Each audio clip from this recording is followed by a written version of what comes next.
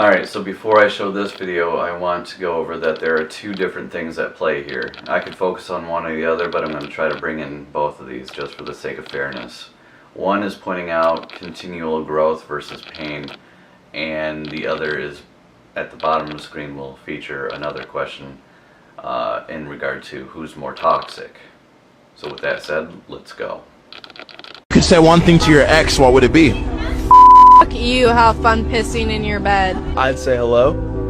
I hope you are doing well, and I hope your family's doing well, and I'm happy for whatever's going your way. So for the first part there, I would say it's absolutely relevant. Notice the difference between growth versus continued pain.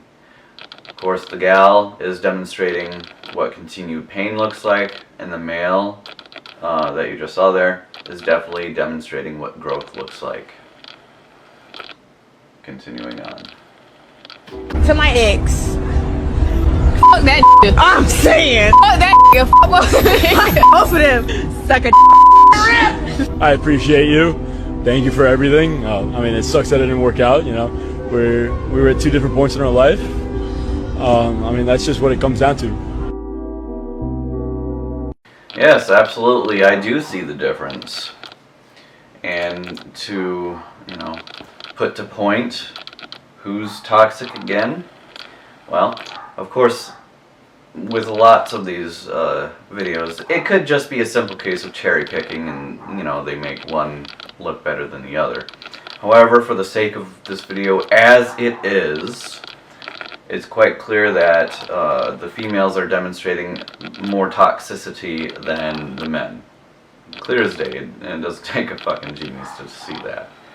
I'm saying all this with the fact that I know it could be possibly cherry-picked, but regardless, this is definitely something that I have observed as well, that because of women being more emotional than men, that over time, men will eventually just kind of get over it and move on and wish them the best, especially if it was one of those like clean cut relationships where it didn't end in some sort of like super tragedy or things like that. In that case, usually it'll last longer before they can grow from there. But some people don't, of course. There are always bad apples in every group.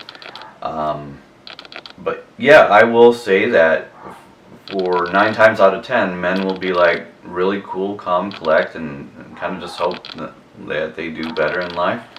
And then we got ghetto rat over here saying, being all ghetto about it. And then we got the white women, of course, saying pissing in the bed and all this other crap. And it's just, they're so emotional that they become extremely toxic when it comes to their relationship stuff, especially as it pertains to an ex. I've noticed over the years they have no problem bad-mouthing their ex, talking down their ex, even if it was a clean-cut relationship. We're talking that they mutually just separated, not because of cheating, not because of any big scandals or anything like that. They just naturally left each other, right? And still, even under those circumstances, she will say that he's, a terrible person, or he's blah blah blah, and talk him down in any way that she can. Although in those cases, it's usually to a lesser degree than what was demonstrated in this video, but they will still, at the very least, say negative things about their ex. Whereas the guy in that situation will be like, we just, couldn't work out, and so we just went our separate ways. They'll be really reasonable about it and real honest about it. And of course, the more severe the situation, the longer it will take for the guy to get to that point.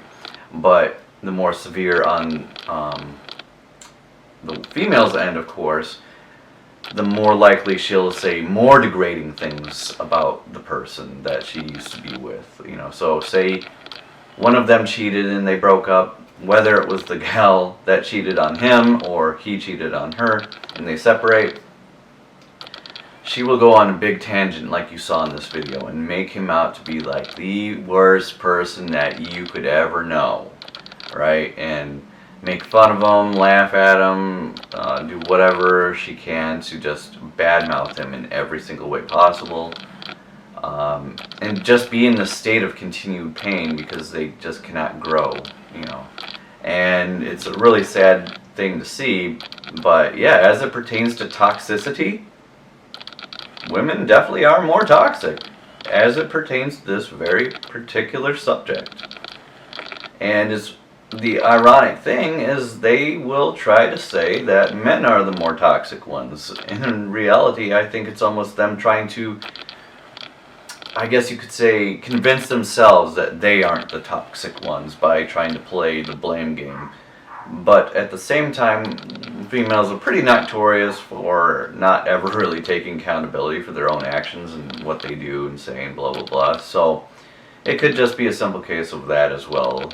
The usual case of just not being able to take accountability and wanting to play the victim and blah blah blah. So let's attack the men because that's just the easiest route to go as a woman. Play the victim, badmouth your ex, blame men. Yeah. But nevertheless, I thought this was a very, very excellent demonstration of a side-by-side comparison of not only growth versus continued pain, but of who is more toxic, especially as it pertains to their ex. So very well done, regardless if it was cherry-picked or not. Very well done. Until next time.